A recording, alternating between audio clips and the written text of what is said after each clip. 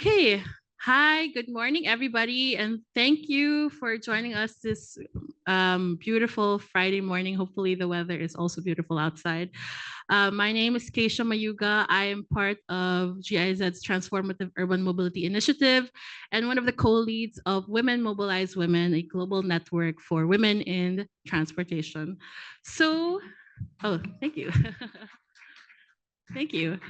So today's session, we are starting with building feminist cities, looking at the intersections of inclusivity. So this is not just your regular gender talk. We're looking more into what kinds of women are out there and how can we address their mobility needs. So first question, what is building feminist cities? So this is just one of the series that we're creating globally. This is the series we're doing in Asia, but basically in 2023, the German government created a feminist foreign policy where they encouraged more feminist thinking development around the world. So this event series brings together feminist thinkers, activists, high-level government officials, and transport workers to get together and talk about the issues on how to create a city that's more inclusive and that's more accessible for everybody. So, as I mentioned, this is one of a series. We've already had one in India in last November with Safety Pin. We will also have another one in Nairobi later this year and also in Latin America Q3 of this year. So exciting stuff happening throughout the year. Okay, but enough about building feminist cities. I want to introduce already our panel of speakers. So first, I want to introduce Ines Sanchez de Madariaga. You can already take a seat here as I introduce you. Let's give her a warm welcome. So she is the UNESCO Chair on Gender and a professor of urban planning at the Universidad Politécnica de Madrid and chair of the advisory group on gender issues to the executive director of UN Habitat. She's also the proponent and the coiner of the term mobility of care, which we will hear more about later. Our next speaker is Vanessa Manuturi. So come up here. Welcome, welcome. She is the communications and advocacy manager for Kota Kita, a non-profit organization in Solo, Indonesia, working to promote participatory approaches towards more inclusive, equitable, and resilient cities for all.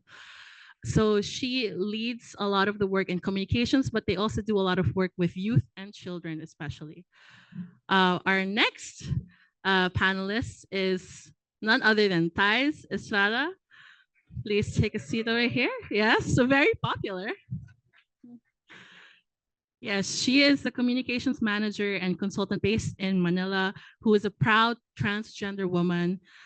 She is choosing to be here today with us instead of at the Idaho, just next door. So happy to have her grace us. She's the chairperson of the Philippine Anti-Discriminatory Alliance of Youth Leaders, or PANTAY, and was named an equality ambassador who champions LGBTQIA+ rights and representation in media and inclusion in the workplace. So thank you, Thais, for being here and not at the other side. Yes, she's needed here. And lastly, we have Angelica Mata, or Angie Mata. You can take a seat here. Let's get cozy. So Angie Mata is a native of Zamboanga City.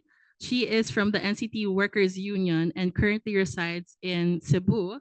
And she flew here from Cebu to Manila to give a little bit of a talk of what she does today.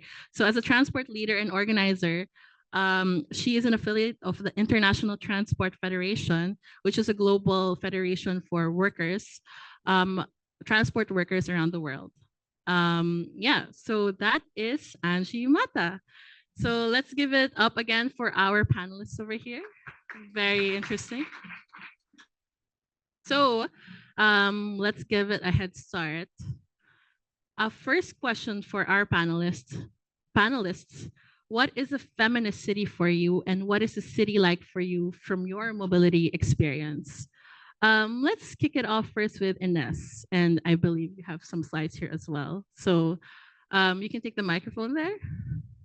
What is a feminist city for you, Ines? Is it working? Is it? Okay, Yes. it is working. Okay, thank you so much for inviting me to be here. I would say a feminist city, you might have heard recently of the 15-minute city. A feminist city is much more than a 15-minute city. Of course, it is a 15-minute city or a maybe half an hour city when you are in big metropolitan areas like Manila, or you live in the countryside, in rural areas. But the idea of a city of proximity, of mix of use, and of good public transportation and good public space is at the core of a feminist city. And a feminist city is one that also has the facility needed for sustaining daily life. And I would say that transportation is key to that. And among all these elements that have to be in a safety, in a feminist city, I would say that transportation is one of the key ones. And because we're in this forum, I'm going to focus on it. I developed this concept of the mobility of care around 15 years ago. And now it's being used around the world in many places and by many governments and researchers. And the idea was the Spanish government asked me to do a gender analysis of the transportation statistics. And when I had finished it, it was like a bulb that light in my head. And I was looking at, you see in the left column, this is a pretty conventional categorization of data for transportation agencies. Very conventional: employment, study, shopping, leisure, strolling, escorting, visits, other. And then I said, well, many of the trips that are under those headings that seem unimportant because they are small, and there are many, but small, really, when you look at those from a gender perspective and a women's perspective, those are trips that people do for the care of others and the upkeep of the home. What a feminist and women and gender studies call care activities. And so I said, what if we give this a name to make it visible and to be able to quantify it properly so that we see what is the actual share of trips that people, mostly women, do for the care of and the upkeep of the home. So I call the term, it's an umbrella term that has inside different types of trips. Some are shopping, some are leisure, strolling, whatever. And this allows really to see what's the volume of these trips. And of course, to change the priorities of policy, because once you see how many they are actually, in fact, you can modify how you invest money in infrastructure projects, in transportation investments, and in the management of transport systems generally. So now we need to understand this, that current and normal transportation statistics do not allow you to capture those trips because the way the questions are framed and they are biased, they're gender biased, they are not really focusing on, so you need to develop a specific service. And I did that. We applied it in several places, and we confirmed this presupposition that I had made, that actually the number of care trips was very close for many segments of the population to the number of trips that people do for employment purposes, which for transportation engineers are the most important in transportation purposes. So this can wholly change the way you look at transport policy, at transport priorities, and at how you manage the whole system of investment in infrastructure, in transportation infrastructure. Now, I think when you look at this, I developed this in the Spanish context, and we have applied this concept in other regions of the world, and other researchers have applied it in other regions of the world.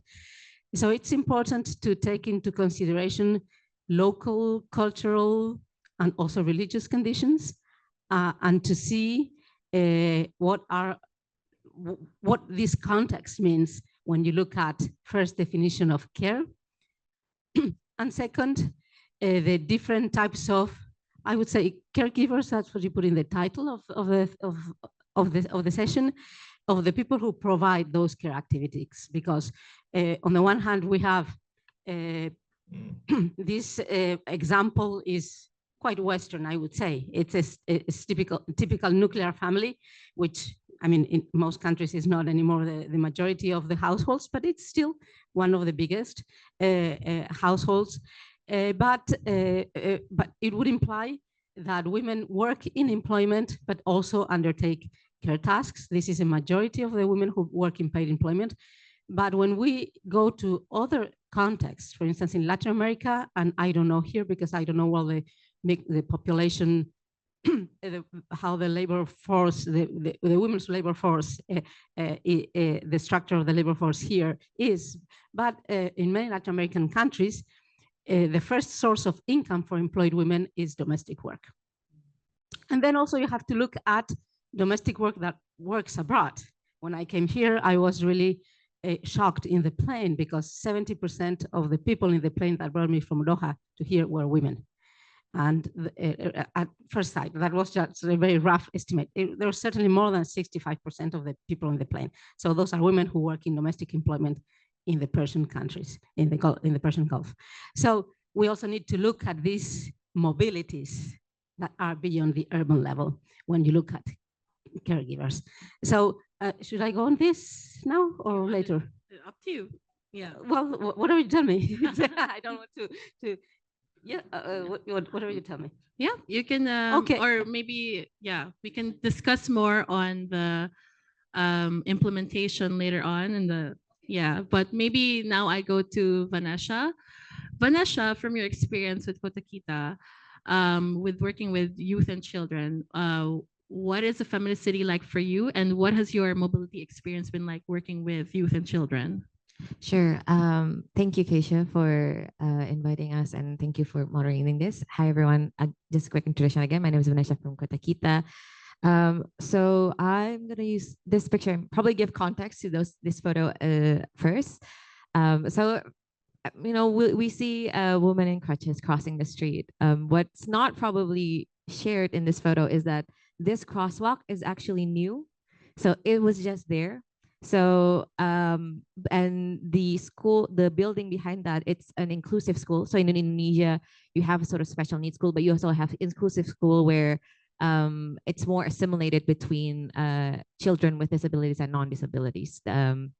So you can imagine, and this is a very, very busy road because of, it's nearby a school, and it's also nearby a very sort of a more dense settlement on the right side, on that side. And so it's a very high traffic area. And you can imagine having to cross the streets without a crosswalk. And it's something for us, most of us, at least who are able-bodied, we just say, oh, we can just cross the street, it's fine. But when we think about the people who are actually using this day to day, hour by hour, there are children who have with disabilities going to school every day or being dropped off by their parents every day. And there are teachers perhaps using the street. And so the idea that there wasn't a crosswalk, it shouldn't be revolutionary, but it was in this context. It was transformative. So this is part of our transformative urban mobility initiative with GIZ in Banjarmasin. It's a city in Kalimantan. And I think that is the story I want to start with when we talk about feminist transport system or feminist cities. And for us, I think it's a city and a transport system that places intersectionality as a core principle. It's understanding and it's affirming that everybody has distinct and diverse experiences in their mobility. A woman is not just a woman. A woman might also need crutches. A woman might also have other disabilities that we might not see or assume right away. And there are also other identities like age, ability, socioeconomic, and these are sort of all the identities that make very complex experiences. And unfortunately, it's hard to translate into maybe technical terms in transport and cities because as we can, as I'm reflecting on in the past 4 days, and the typical conversation, of course, when you talk about transport, it's very technical. It's a very technical sector, and it's a very technical term, as it should be, because it involves large scale planning. But I think there is a sort of a gap in how we talk about it and how what we pay attention to it. In that, when it comes to the actual realities, urban mobility is about people's experiences. I think I heard about. I joined one of the other sessions 2 days ago. So the policy to action, but also there was a I think Mobilize Your City session, and both of them sort of affirms my belief that there's this conversation happening, that trying to move the transport conversation, not just about vehicular and about infrastructure, but also about the people's experiences. And I think that's a major factor when we're talking about feminist transport system, is affirming that different experiences. And why that's important for us, it's because of I think we see it in two ways. So first, of course, it's about the journey itself. It's about safety and security and well-being of people conducting the trips, for in this photo, for the teachers and the children who are going out in and out of school every day.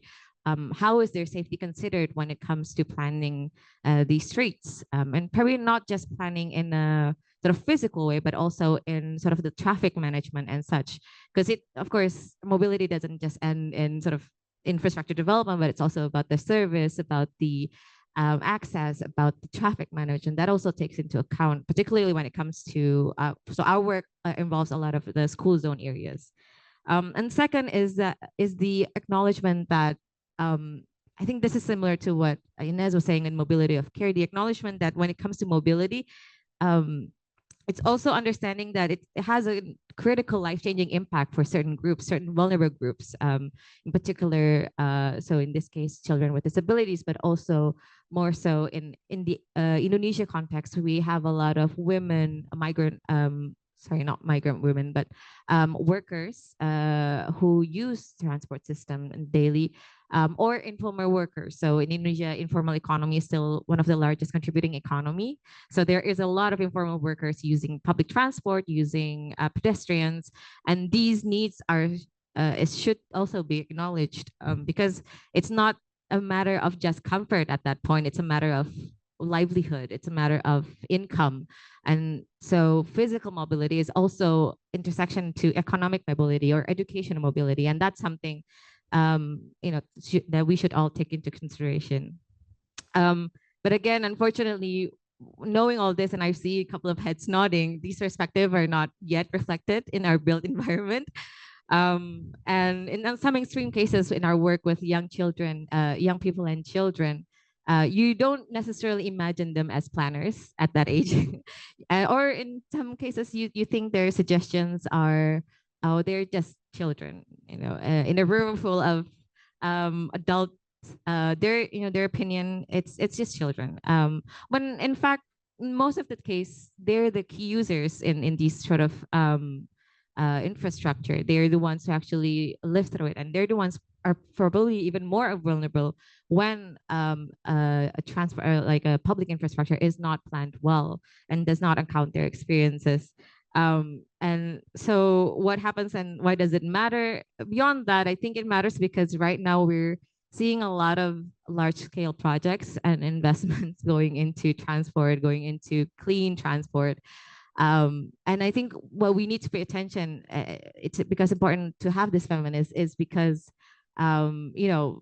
the reality is these planning systems need to take into account these experiences. So before going to too much on that note, for me, that's the really the key factor of a feminist transport system, a feminist city, is that when we do start planning this feminist transport system, we need to take into account the experiences, the diverse experiences of young children and young people and children head on, like just at the start of planning, during planning, and in monitoring afterwards, because in our cases, it's very, very diverse. So I'll end it right there before we go into too much of an implementation. No, thank you so much, Vanessa. But it's right that you're talking about diversity in planning. And speaking of diversity in planning, now we go to Thais, who, for you, what is a feminist transport system, and what has your experience been like as a trans woman?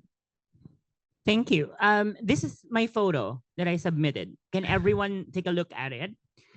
So I got this on Facebook, and it became popular probably a few years back. So obviously, we have a queer person in Tagalog in the Philippines, this phenomenon of riding a jeep latched on to, like, I don't know, it's a piece of metal outside the jeep. I don't know if everyone is familiar with the jeepneys are popular form of commuting. This is called the sabit. You latch on, you sabit into the jeepney, and because of, or hang on, right, to the jeepney. You do this when the jeepney is full and you can't ride comfortably anymore, but you still need to be where you need to be. And well, I did a little bit of research about the queer person you see here. She lives in the area and she is known as one of the barkers for the jeepney. So they call for the passengers so that they could ride. It's part of her job to earn money to get people inside the jeepney, but she has to take the entire trip so that she could take the fare. And look at how tired she is. She's so tired. And just aside from the labor that she has to do to ensure that, you know, she has food to eat, she's also handling a space for transport for Filipinos that's actually in danger because jeepneys are soon to be, you know, there's a move to abolish this particular and iconic form of transport in the Philippines. So to me, building a feminist city is to avoid our women, the diversity of women, including non-gender conforming, trans women, etc., to avoid us from having that extreme fatigue, not just at what we're doing to transport ourselves, but in our sense of our lives. Ines talked about the mobility of care earlier. There's fatigue in thinking, just how am I going to possibly transport this piece of grocery and this piece of these things that I need to feed my family because I'm the only one who, you know, manages this for my family. That mobility of care she was talking about, that costs you mental fatigue, figuring it out if your city is hostile to you, if you don't have any good means to transport yourself, which is like the experience here in the Philippines. What about children, females, very young children who need to contend with unsafe roads, right? We are tired. We needed solutions yesterday. So I think what we are trying to do here is to just stop the imagining of a feminist city, start building it, and make actual solutions happen that we probably needed many, many years ago, and we need it now. We need that fatigue to be gone and that mental fatigue to be eliminated from just people having to think. You know, they're tired even before they rode the jeepney and they go to work. So I wish for a good city that she will experience a better life, because this is an example of queer people in the Philippines that are not too visible. They just integrate themselves in society. But my experience as someone who leads an LGBT organization, a national LGBT organization, we want to bring more light to these individuals. And that's not just us. You know, we're here to talk, we're here to represent, but it's their lives that we need to impact and impact now. And I guess I talked about this when Keisha and I met at a forum in Rappler last Sunday. So that there are many parallels to the LGBT advocacy and transport. And among those parallels is just the imagination of a world that's free from the car-centric mentality, that all of our transport systems are revolved around planning around cars and our safety versus the car users. I told myself, it's this thing, when you have the experience, when you're open your mind about the tyranny of car centrism, you cannot go back anymore. It's one of those things that when your mind is opened and you're presented with how it is in reality, you cannot go back anymore. That's the same experience when you realize things about gender. That when you are introduced to the concepts of gender diversity, you cannot go back anymore. Your eyes are open and you see inequality everywhere, right? So that's one parallel. Another one is when we choose to, be mobile beyond cars, because Keisha and I are both bike commuters. And as queer bike commuters, we find ourselves in a double whammy. We're very visible as queer women because we're on a bike. So we amplify our being visible. When we don't want to or we don't need to, we just need to go from one place to another, right? And because of that, we become vulnerable. So these are the problems of being queer and choosing your own mobility. And another parallel to that is when they say, unfortunately, sometimes I hear things like, you deserve what happened to you. For example, when we encounter safety issues or aggression on the road, you deserve that because you chose to be on a bike. As if we really had a choice at that point. The experience is the same when you're queer. You chose that life. That's a lifestyle choice. You deserve what's happening to you. That's one parallel. And incredibly, transport and being transgender share a prefix from the Latin. And both relate to journeys. And while being trans is a personal journey, and transport, still a personal journey, the parallels are absolutely there. We just want to be safe. We don't want to get tired. We don't want to get fatigued. We want to get from point A to point B. And that should include everyone, all women, everyone. And we should be working on that. Thank you. Thank you. Thank you so much, guys.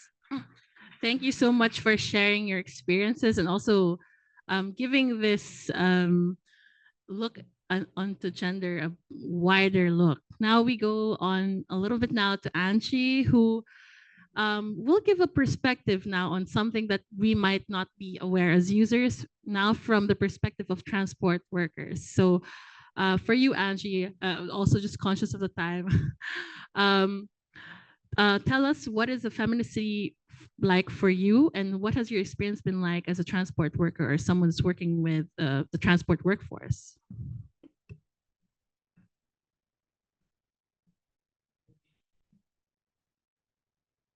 Oh, I think, or maybe take the other microphone. Oh, there, it's working. Okay, it's working.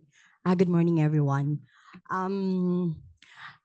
As a transport perspective regarding building feminicity, it's not all, it's an inclusivity of everything. We consider it. As NCTU, it's not only we're working on the transportation, but also just this picture, we also have an advocacy.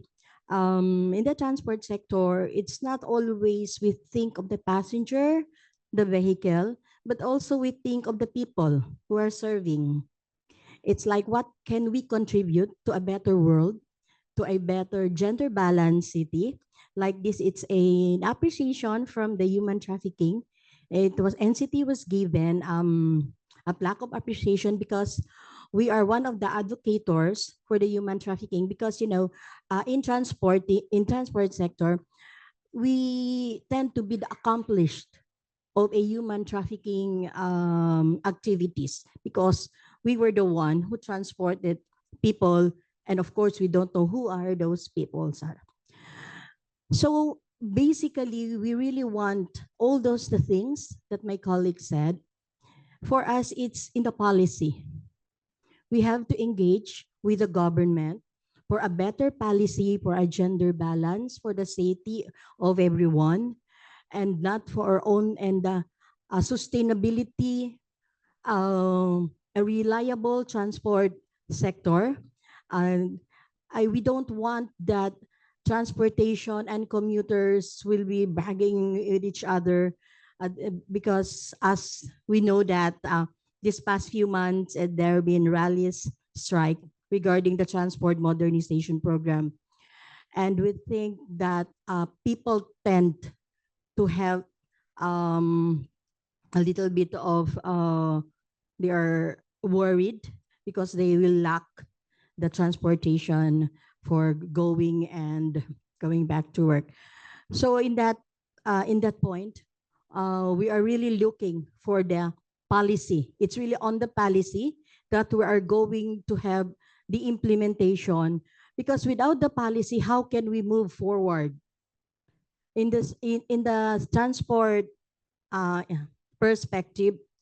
There's a lot of things we can do, but we have to say the framework, the moving forward to a better transport system, considering what is happening now, including the climate change and everything.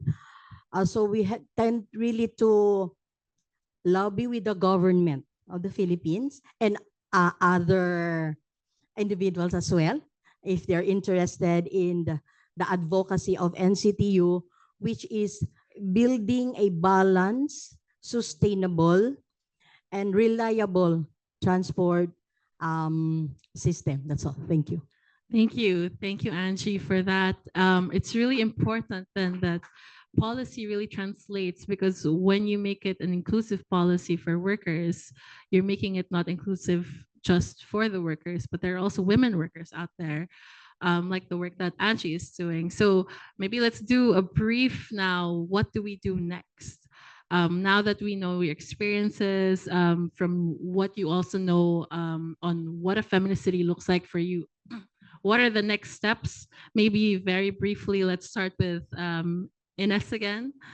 And maybe I'll put it on the slide there. So Ines, what would it take to create such an inclusive or feminist city? What do we need to do? Okay, here is a summary of key areas of research and action when you look at gender in transportation. First, you need to get the data right. Lots of gender of transport statistics are not even sex disaggregated. And then you have to get gender indicators. And you have to have data that are free of gender biases and gender omissions. For instance, many transportation statistics don't measure trips of less than 1 kilometer on foot because they don't require infrastructure. Apparently, of course, they do require public space, which is infrastructure, and streets and sidewalks. But for engineers, maybe they don't think this is transportation infrastructure. And that's the reason why many of these trips of less than 1 kilometer and less than 15 minutes on foot are not counted by many transportation statistics. So we need transport statistics that are free of biases and omissions. Then we need to look at the issue of safety. Safety, both perceived and real, formal and informal surveillance, participatory audits, like the one we're going to do after this panel. And well, what are the design devices that can improve safety in public space and in transportation?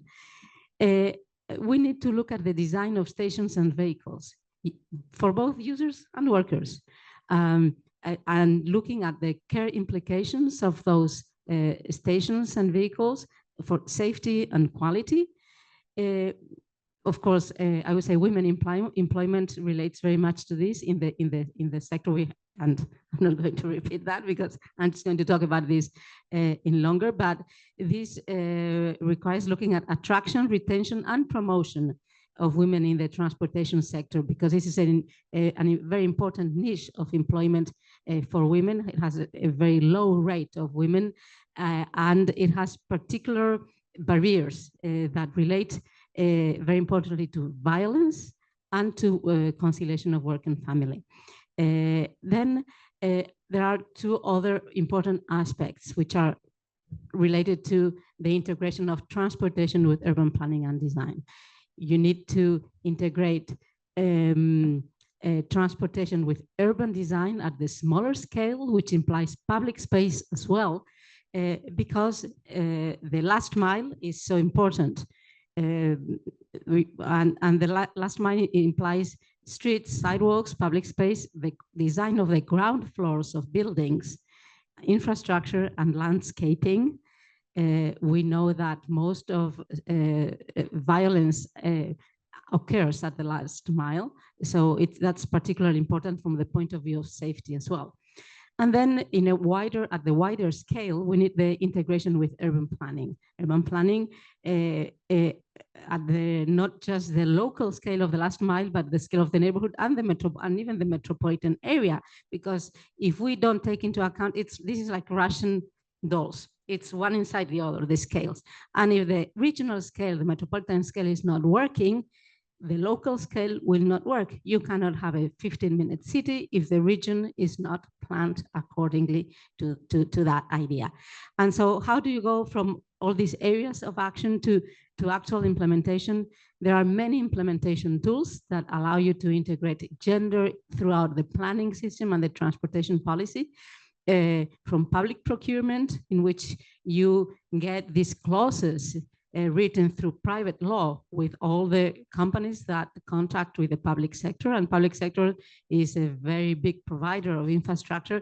So public procurement in the transportation sector is very important, is a very effective tool because you use private law and this has to be complied with. You have regulation, which is a different way governments can act, and you can use regulation and legislation. You also can use software tools like toolkits, trainings. You can use gender equality plans in organizations, gender impact assessments to measure and to benchmark, pilot projects to innovate, to exemplify, to demonstrate, to show what's possible. Of course, participatory methods you need, because you need to involve the real people who are using the system in all their diversity, and among them, again, the exploratory works. So this is just a little list, not systematic. There are many more, but some basic tools that can be used for our purposes. Thank you. And now, let's go to the next already, Vanessa. Go ahead. Sure. And coincidentally, what we do actually fits into this framework. So a lot of our work is in urban design and participatory methods.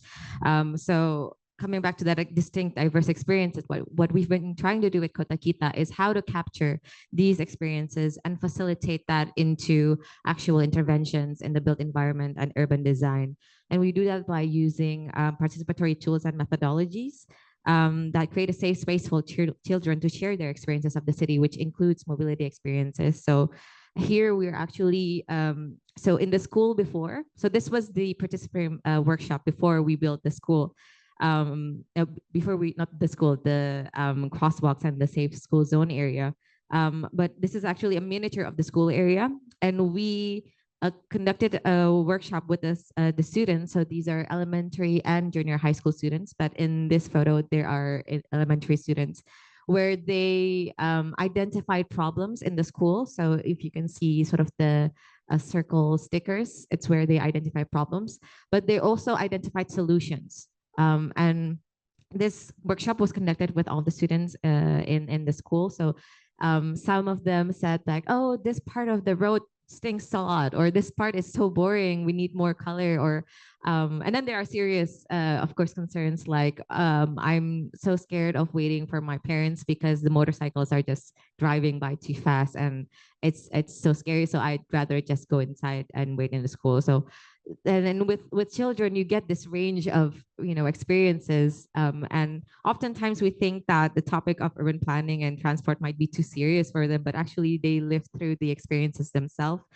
So from our side, we believe that when you create a safe space for them to share those ideas and those solutions with the right tools and methodologies, one that involves play and gamification, you can actually capture a lot of ideas. And on top of that, actually these ideas can become evidence for policymakers in terms of designing intervention. So the stories here were directly advocated to the mayor of Banjarmasin, where we're conducting the city, who became an entry point of a conversation about participatory planning in general. Not just with children, but in other aspects.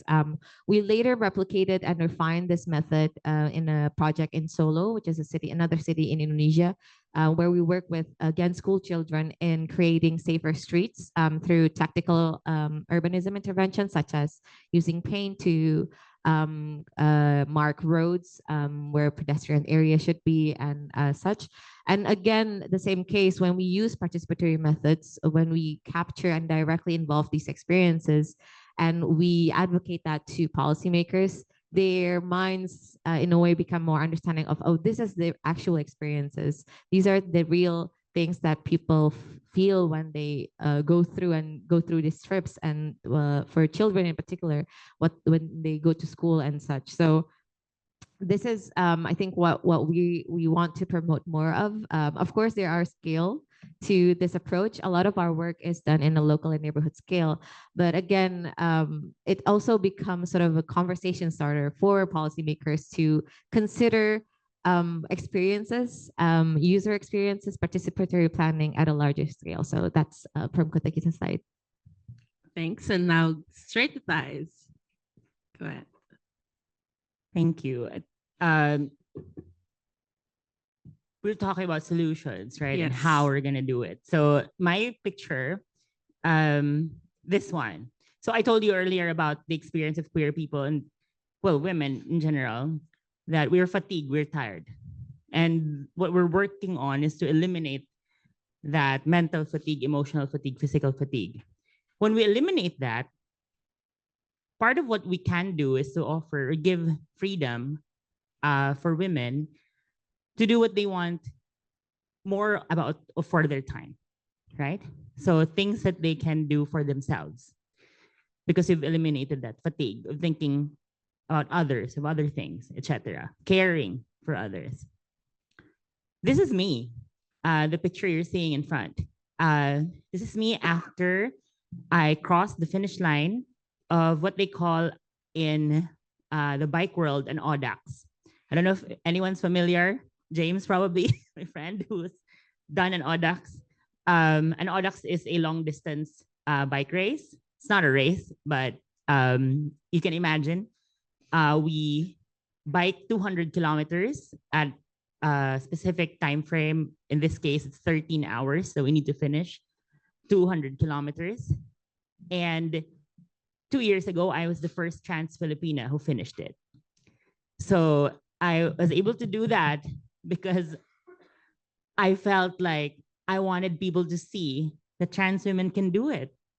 I was already one of the very few trans Filipinas who are very visible on a bike, and pushed myself so that I could excel in an endurance sport.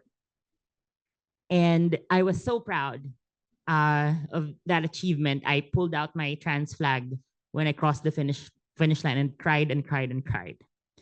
But I want this experience for more trans Filipinas, for more gender non-conforming Filipinas. I want them to experience this kind of personal achievement that you could only do when you have time, right? And because what we're doing in transport is making sure we get to one point, from one point to another, the safest, fastest way, more efficient, most efficient way we can, with the many things that happen in our lives. We do it so that we can imagine a world where people can achieve things like this easily and with, equity.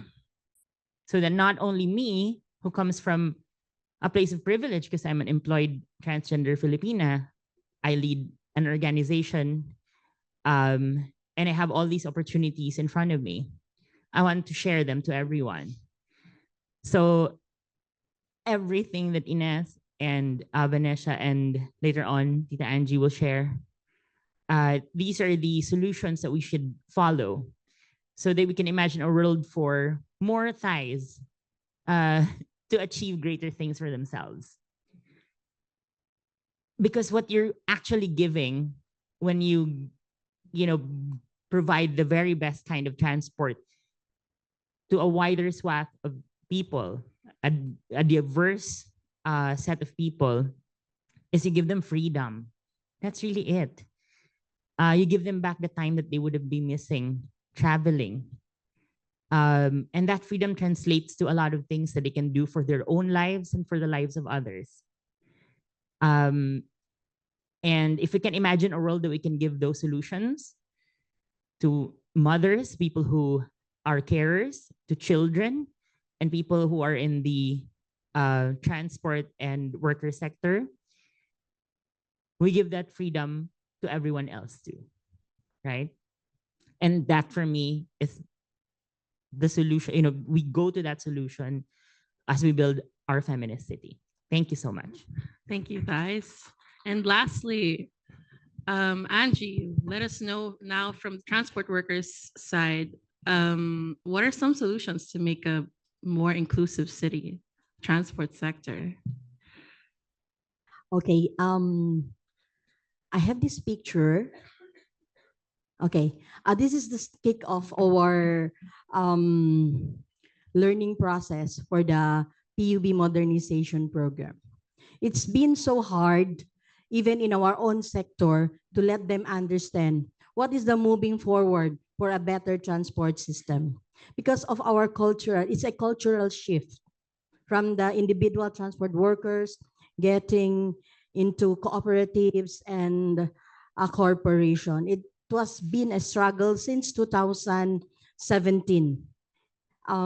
But eventually, we are building the trust and confidence of the operators and drivers in the field of transport. So I have this picture to be able to express how we convince and inclusively all kinds of transport denomination to be able to understand what is the importance of a sustainable and reliable and safe transport system in the Philippines. Of course, there's been a lot of battles and discussions, rejections, and name it, you'll have it. But eventually, at the end of the day, we are thinking, what is a better world? What is inclusivity in the transport system? How can all walks of people be included in the safe transport, not only the cars, but we focused on, because it's I think it's 70% who use the public transport. So not everybody has the luxury. And given we are facing now our climate crisis, with all these combustions and everything, we should shift to a better, more friendly vehicle. So it's been a lot of discussions and everything to be able to come up something. But as of this time, we are already in the process of the transition, wherein with the informal sector is already forming and beginning to have this formal formal status, like if I may say, the individual transport worker is now in the cooperatives or corporations with all their social benefits. Because as we know, not all the individual operators and drivers has social benefits for the longest time. They're up to the boundary system without any PhilHealth, SS, or pag-ibig here in the Philippines.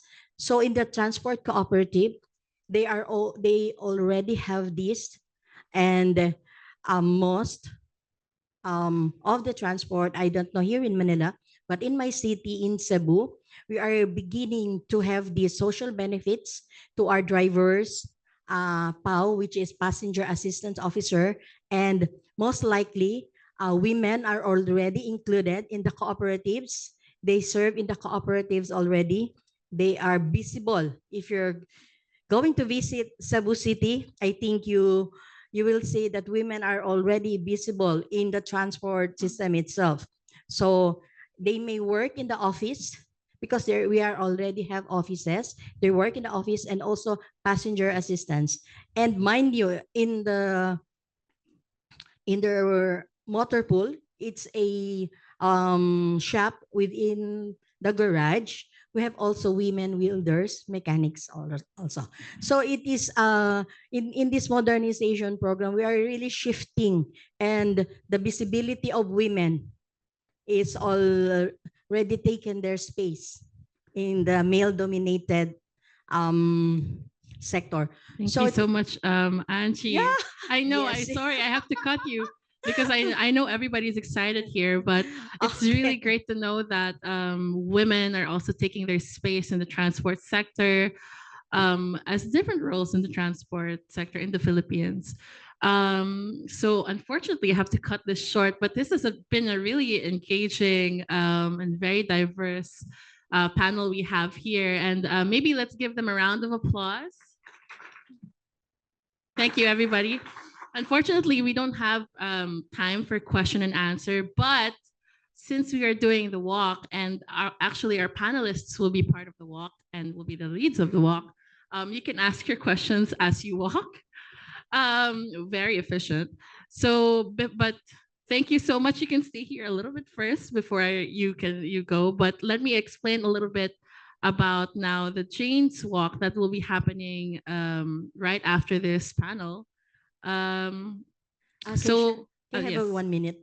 1 minute. No, 30 seconds. 30 seconds. Just for the record, to be able to explain more about what we're doing, the transition from the informal to formal, you may log in the Google, Angie Mata, a worker-led just transition. It's in the platform of TEDx. Maybe you will understand what we've been doing, the transition that we're going through. Thank you. Thank you. Thank you for the short plug, Angie. Of course, very entrepreneurial in this sense.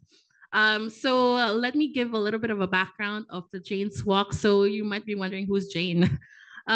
Jane Jacobs, she is an urbanist from New York City who was going against a lot of the highway developments during the 30s, 40s, maybe 50s.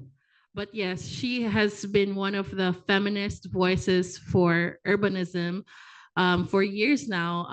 And to commemorate her life, we usually do a Jane's Walk during the first week of May or the month of May. So that's what we're doing. And the point of the Jane's Walk is to really explore the community that you're in, to really observe what it is. It can be a different themes, but for today, our theme is to really observe what is the world like, or is this city, as you're walking through, is this a feminist city? Is it an inclusive city for someone who's bringing bags, or for mothers, or for children, or for um, LGBTQI plus people, or is it even a safe working area? So these are just some things that maybe you would like to think about as we go on that walk. So if you haven't signed up, we have some sign up sheets at the back. If you're interested in going, it's going to be around 45 minutes, maximum an hour. And then we come back here to do a little bit of a synthesis of what we've just gone through. So throughout this walk, we also encourage you to take photos and videos, of course, of what you observed, and you can join the Google Photos album here. And maybe later on, if we have time, we can go through them and see what are these components that we can still improve to create a more feminist city. We've also created AI images through the postcards that we've been distributing. So these are AI generated images to maybe display and reimagine what could a feminist city look like throughout the walk. So maybe some of the places you'll see and compare with the postcards, saying and seeing how this or these spaces could be changed.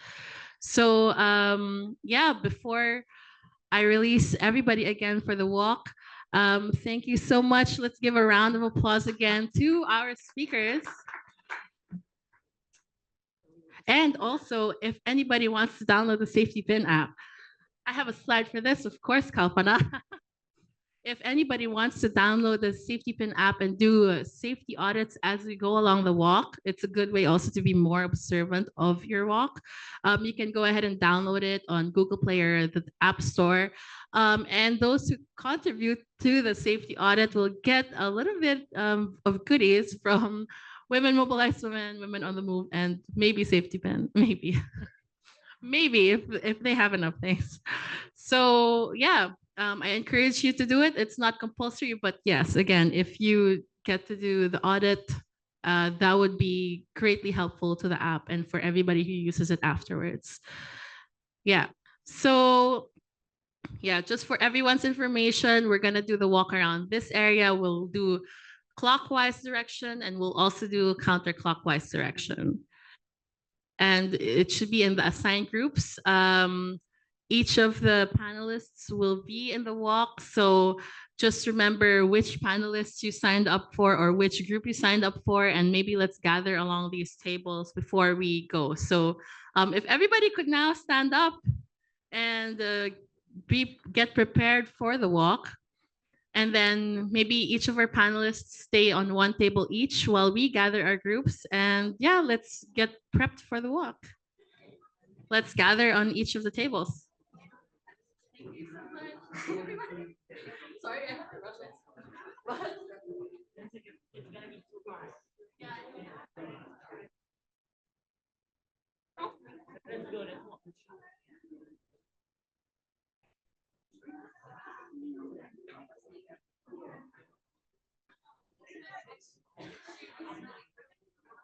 Yeah. Oh, I wore the comfy one.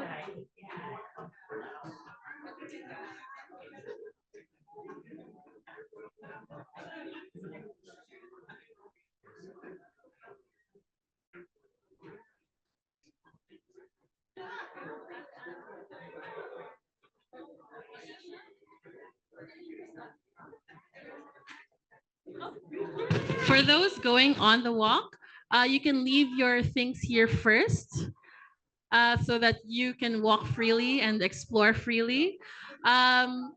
Check with each of the panelists which list your name is. They should have a list like this.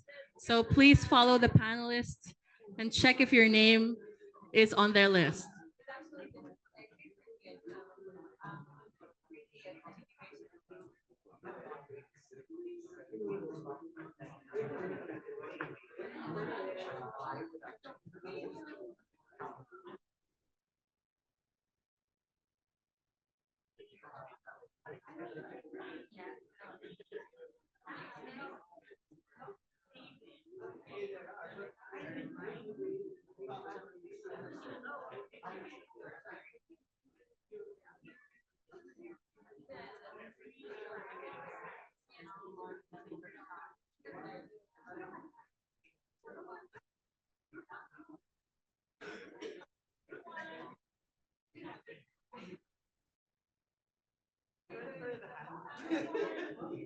Okay, so again, for those joining the walk, please approach the panelists and check if your name is in their group. And we should be leaving in around 5 minutes. So find your group before we leave, get your hat, get your postcards, get your phones ready, and make sure you have your water, umbrella, sunglasses, fan if you need to.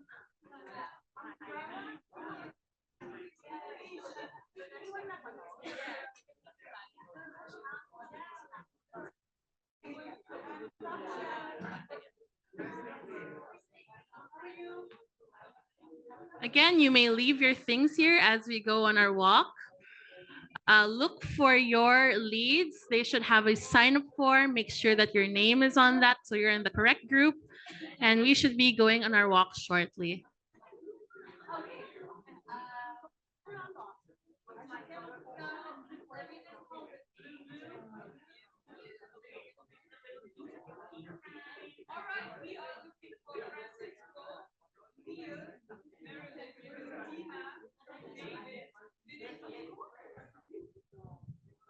Maybe this is the easier way to find the groups together. We're just going through with the names because it can be a bit confusing.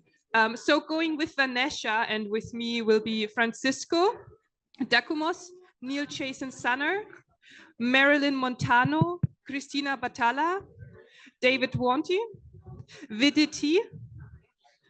We have, perfect, Vincent, Ina Silverio, Eris Sanchingo, Palagraval, and Leonard Rainiers or Rainiers. Okay.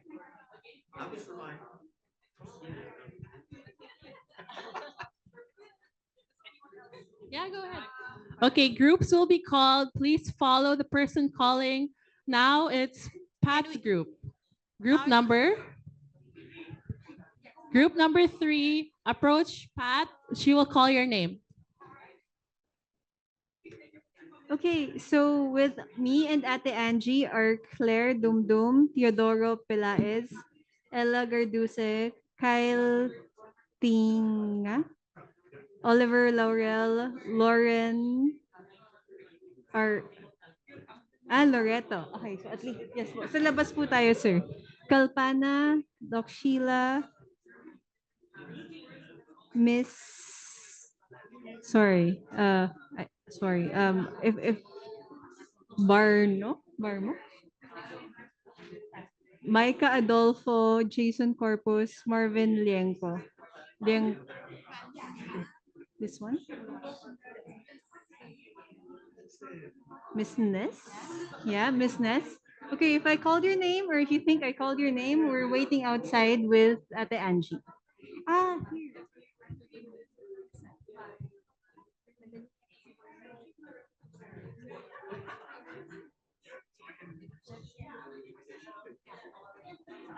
Here.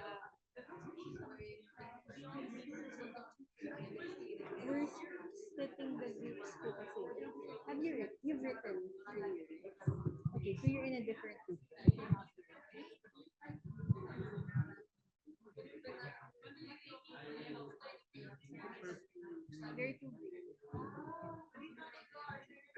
Who's the leader of the other green group? I have your participants here.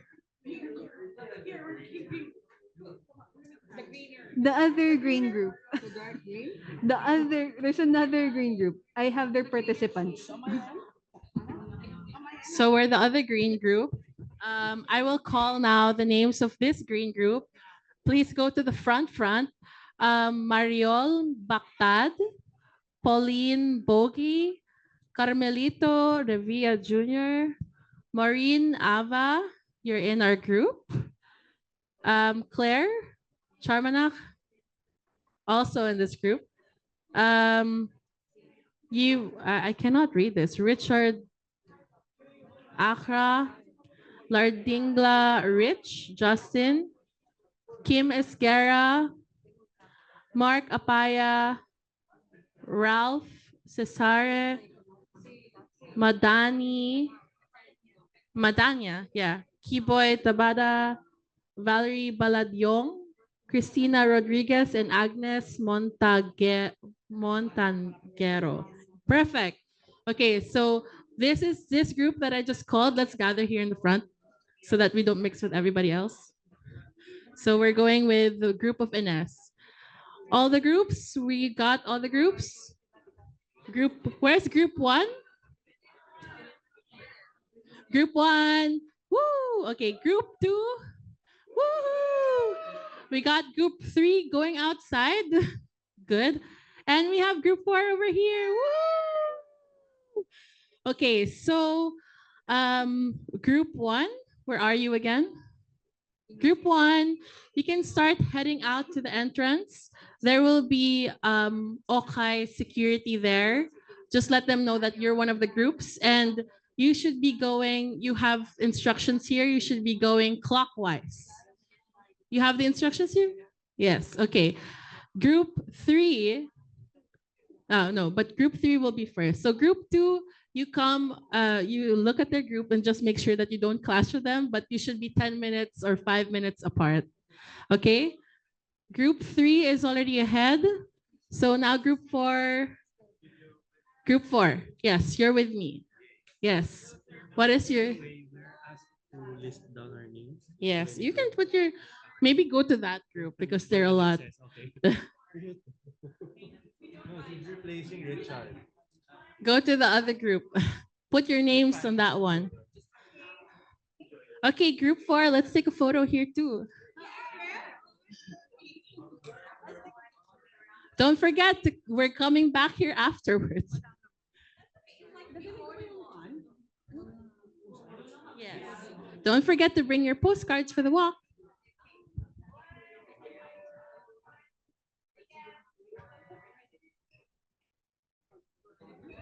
Okay. Yes, you're supposed to maybe bring the postcards if you want, and you can write as you're walking or not. Up to you. Not necessary. But you can see also that the postcards are some of the places that we're going through. So let's start heading out now.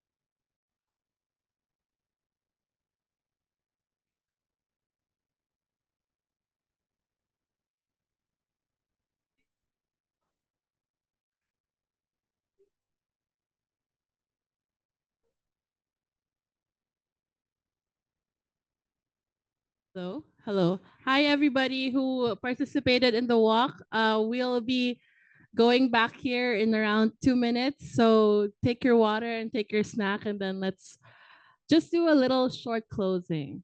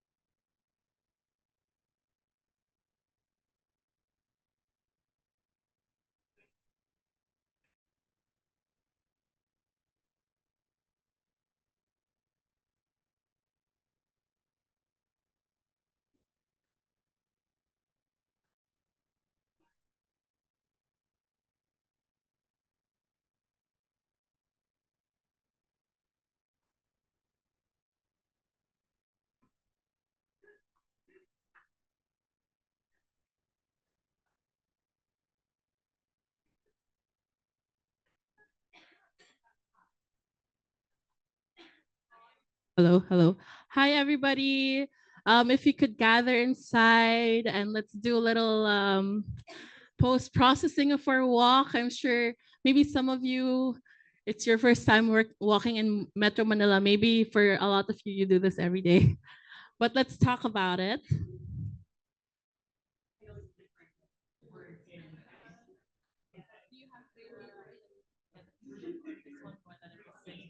Okay, everybody, let's gather back inside. I hope you had your refreshments. You had your drink of water, your fruit, all rehydrated. Okay, good. Okay, great. That actually most of us are still here. Um, so let's give a round of applause to everybody who did the walk. And I promise this won't be too long, but maybe we could have like 1 to 2 people give their insights of the walk, maybe something that they took away from it in the context also of our panel, Building Feminist Cities. So does anybody want to share their experience, just really brief? Anybody? Yes. Introduce It's yourself, nice to sir. see that the escalators are equitable to everybody. They weren't working at all. So escalator chooses no one. The broken escalator. Any other insight from anyone? Go ahead, Tina. Even if this is my everyday reality, there were a lot of things that I became more aware of. Apart from none of the escalators working, at first I thought it was weird that we actually have traffic enforcers and first aiders with us on a walk. It's like we were preparing for battle, but I understand why that was necessary. A particular experience that I took note of was one I noticed how reflecting on the insights of Vanessa, I actually saw a street kid who was homeless on the footbridge, and he was just trying to pass while we were walking through. Unfortunately, the traffic enforcer with us had to like bar him from actually passing, which was very weird to me. And I heard the kid say, "Dadaan lang po ako. I just want to pass." But he felt very, it was just very ironic. We were going there. Another one was there's zero accessibility for any person with disability. In fact, I was just imagining what the experience would be like, how much of a greater struggle it would be if I had my bike around. It would not fit any of most of the areas, no matter how wide the sidewalks were. There were too many obstructions. And apart from the obvious heat, and everyone was sweating, Aries here had like a whole continent of sweat behind his back. I think the greatest thing that a lot of people don't notice here is how noisy it is. And I felt during a lot of times, I felt very sad and very angry and very depressed at how this is an everyday reality for so many people and how much harder it is for women. I was imagining what it's like for the vendors on the side having to make a living, and most especially traffic enforcers who have to deal with the heat and the noise and to do this. And it's such a very indignifying experience. So and I hope that with this we carry the lived experience and hopefully try to make it better. Thank you. Thank you for those insights, Tina. And maybe you one last one from Lloyd. Well, I was just imagining that the building was built during the 70s. So there is yet no concept of this too much greenery. When I came back from the side at the back, I saw that there's a very big area where you have the fountain, but not much greenery. If you look at the building facade itself, there's no character. It's all cold. It's like Chicago architecture. It's all concrete. So maybe ADB can start the process of teaching people that they first have to design their own building, observing all of these concepts that we're discussing here. Maybe they have to probably change the facade or make more greenery from the outside. That's it. That's all. Yeah, thank you so much, Lloyd. And I think maybe we could share a lot more when we have our snacks. But I hope that everybody was here safe. We were at the group with Maureen here, who was walking with us with crutches. And yeah, we could see already that it was very difficult in some portions there. And it's by far not the most perfect experience for a woman, for a person with disability, for a child, and for all of these people who the city was not built for. But in our own ways, in whatever, if we're from NGOs, from city government, from civil society, I hope that we can take away something from here, because that's one of the reasons why we wanted to do this walk, was that we wanted to bring everybody back to reality, that when you do things, it's with empathy. When you build a city, a feminist city, we should do something, we should do so with empathy. So I hope that everybody felt a bit of that as we walked in the heat. Yeah, so I won't you can still, oh, please answer our post-walk survey over here. There are just a few questions. This Jane's Walk is also a part of a series of other Jane's Walks around the world. Primarily, this one is with Women on the Move Asia, organized with Women in Transport Leadership Asia. So this is just one of the other many Jane's Walks that happened. If you want to see what those are like, you can check out the Instagram of Women on the Move Asia. And yes, I just want to say thank you on behalf of the German Development Cooperation for participating here in our walk. I know it's a little unconventional and we want to bring it to you. We don't want to just, be in hours longs of panels and all of that. So on behalf of everybody at GIZ, from Women, Mobilized Women, Women on the Move, Asia, and other and other groups. Thank you. And if you're curious to know more about our groups and our community, please feel free to reach out to us. And we should also now take our group photo. Woohoo! Thank you, everybody. Let's be on this side. Yeah, on this side, and then let's flash a nice photo on the screen. Thanks, everybody. Let's all stand up and go to this area with this. And if you want to wear your cap so that we're all matchy, that would be great. Good.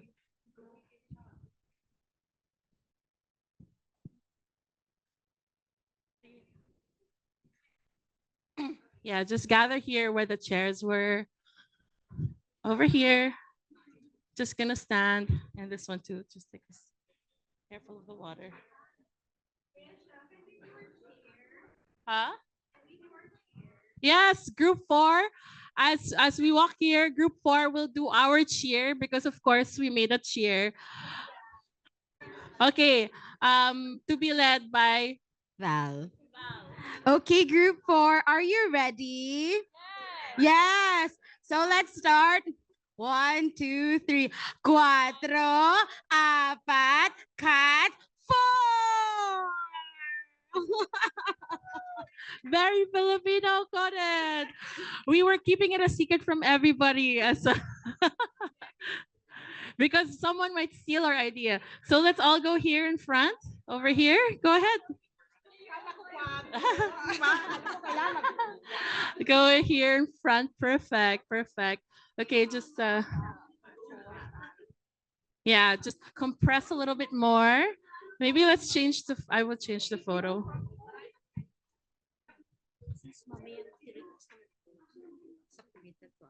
Oh, sure. Road safety.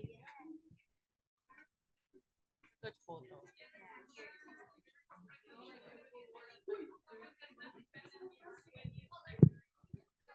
Okay, compress everybody. Move forward. You can move forward. Okay, good. Yeah, you can move forward. Everybody move forward. Don't be afraid of the camera. Yes, I love it. Still more cozy. Compress a little bit more. Yeah. We can do it. We love photos. Let's put some chairs here. Okay. I'll just sit here. If you want to sit here, or Atima, why don't you take a seat here also? Just let her through.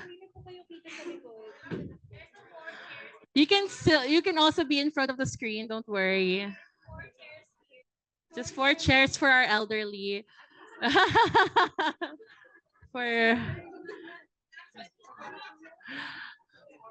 I don't know if I should take a seat, but yes, squat on the floor. The youth squat on the floor. Okay, okay, everybody, wow, nice, gathered, fine, I'll sit here. Okay, prompting. Okay, everybody, look at the camera first in the middle. Okay, ready? 1, 2, 3.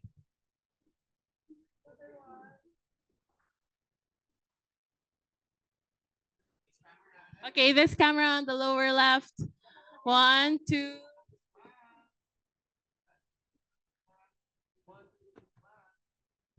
Okay, last photo. Then it's out. 2 more photos. Okay, why don't we say something? 1, 2, 3, walk. Okay, 1, 2, 3. Walk. With happy smiling. Okay.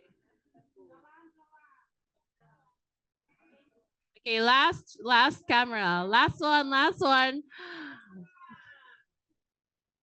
Okay, I promise this is the last one. 1, 2, 3.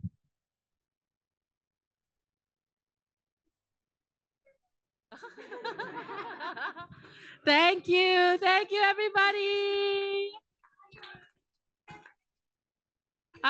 If you want to take a photo, everybody who wants to still take a photo, make it safe.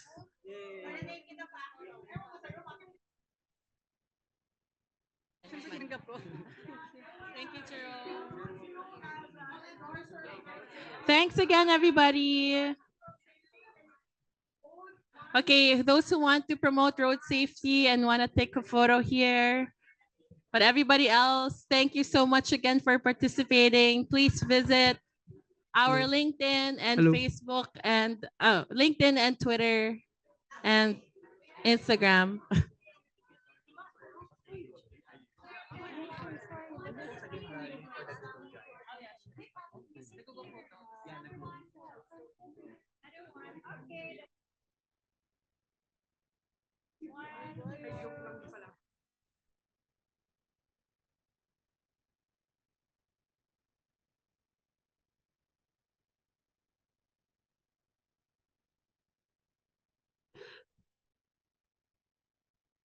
Thank you. Okay, again, if you have photos, please upload it in the Google Photos album over here, photos and videos. And if you want to have lunch, you can go to the Haven at the second floor by 12 noon. Upload on Instagram, please.